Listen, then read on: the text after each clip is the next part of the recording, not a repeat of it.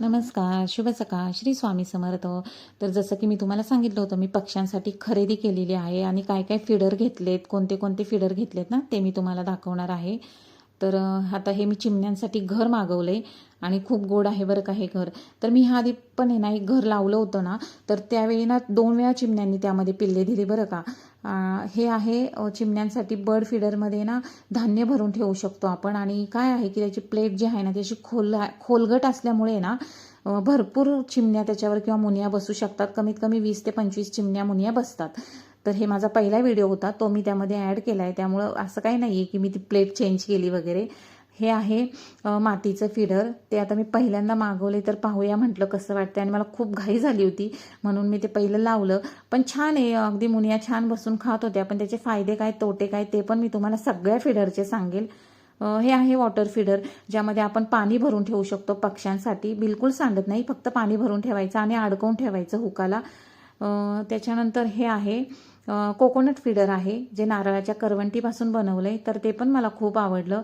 तर काही काही जे फीडर आहेत ना ते मी पहिल्यांदाच मागवते बरं का. आणि हे सगळ्यात आवडतं माझं मातीचं भांडं, की जे कितीही असले वेगळे वेगळे तरी मला आवडतात पक्ष्यांसाठी पाणी भरून ठेवायला. एक तर पहिलं म्हणजे त्यामध्ये पाणी थंड राहतं, त्यामुळं पक्षी जेव्हा येतात ना तेव्हा थंड पाणी पितात. आता उन्हाळा असल्यामुळे त्यांना पण बरं वाटतं थंड पाणी प्यायला. कारण प्लॅस्टिकमध्ये पाणी गरम होतं, पण मातीच्या भांडीमध्ये तसं होत नाही, पाणी थंड राहतं, पक्षी आवडीने पाणी पितात. आणि आता तुम्ही पाहू शकता की मिठीनी हे जे केळ दिसतंय ना तुम्हाला, हे पूर्ण संपवलं बरं का. येता जाता सारखी खात होती. तर चला असो, खाऊ द्या, बिचाऱ्यांचं देणं आहे काहीतरी आपण.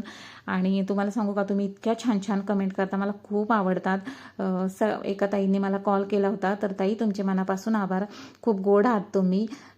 तर काय आहे ना, एक दादा आहेत, त्यांनी मला लोणावळ्यावरून कमेंट केली. तर दादा, लोणावळ्यावरून माझा तुम्ही जो व्हिडिओ पाहताय ना, तर मी पण लोणावळ्याचीच आहे, म्हणजे माझं माहेर लोणावळा आहे.